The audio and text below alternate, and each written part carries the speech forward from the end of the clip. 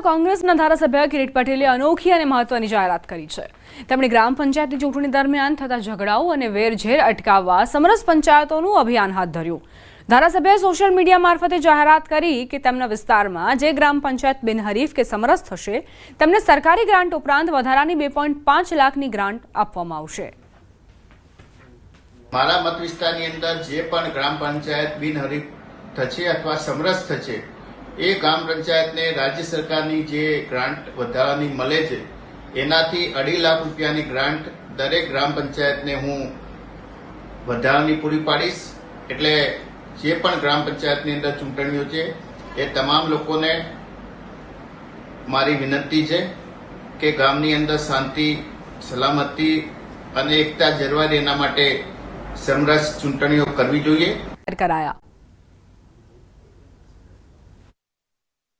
EVM અને ballot પેપરના સમયમાં બનાસકાંઠાના એક ગામમાં જૂની પરંપરાથી સરપંચની પસંદગી કરવામાં આવી। ચિઠ્ઠી ઉછાળીને સરપંચ બનાવ્યા હોય એવી આ વખતની ગ્રામ પંચાયતની ચૂંટણીમાં રાજ્યમાં પ્રથમ બનાવ સામે આવ્યો છે। સુઈગામ તાલુકાના સોનેત ગામમાં વડીલોએ કોઠાસૂઝથી ગામના જ 2 સક્ષમ ઉમેદવારના નામની ચિઠ્ઠી બનાવીને ચરૂડીમાંથી બાળકી પાસે ઉપડાવી હતી, જેમાં પ્રથમ ચિઠ્ઠીમાં સરપંચ અને બીજી ચિઠ્ઠીમાં ડેપ્યુટી સરપંચ જાહેર કરાયા બાદ અબેલ ગુલાલની ચોળો વચ્ચે ગામ લોકોએ શોભાયાત્રા યોજી રાજીપો વ્યક્ત કર્યો। સુઈગામ તાલુકાના સોનેત ગામના આશાપુરા ધામમાં ચૂંટણી અનુલક્ષે ગ્રામજનો એકઠા થયા।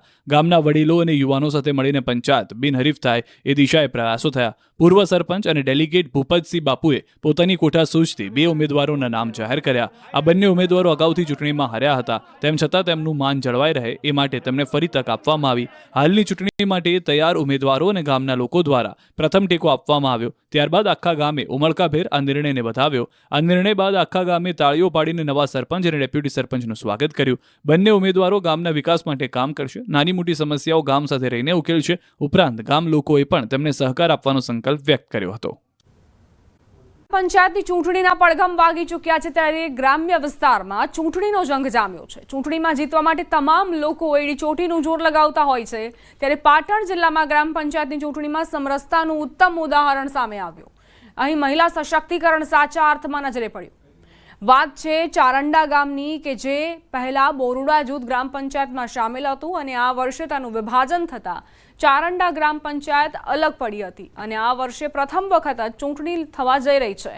પરંતુ આ ગામના તમામ લોકોએ ભેગા મળી સહમતિથી ગ્રામ પંચાયત સમરસ કરી સરપંચ સહિત 8 મહિલા સભ્યોને બિનહરીફ કર્યા। ફક્ત સરપંચ અને ઉપસરપંચ નહીં પરંતુ ગ્રામ પંચાયતની આખી બોડીમાં મહિલાઓનો સમાવેશ કરાયો છે। અમારા ગામની ચૂંટણી થવાની હતી પણ અમને રાખ્યા તે મને બિનહરીફ કર્યા તે ખૂબ ગામનો આભાર અને આમાંથી બનશે એ મને કામ સુધારીને કામ કરજો। બસ અમને હોદો ગામ બહુ સરસ આપ્યો છે। અમને ઉપસરપંચ તે રાખ્યા અને અમે ગામનું સારું કામ કરશું, બધી મહિલાઓ થઈ અને અમને બહુ સારું એમ કે હોદો આપ્યો અને અમે સૌને સાથ રહીશું। આ નિર્ણયને લઈ ગામના પુરુષોએ પણ આનંદ વ્યક્ત કર્યો। નારી શક્તિ થકી ગામની વિકાસની દોર આગળ વધે તેવી અપેક્ષાઓ સાથે ગામનું સુકાન મહિલાઓને સોંપવામાં આવ્યું છે। પાટણ જિલ્લા સહિત સાંતલપુર પ્રથમ એવો તાલુકો હશે જ્યાં ગ્રામ પંચાયતમાં તમામ મહિલા સભ્યો ગામના વિકાસનું રથ આગળ વધારશે।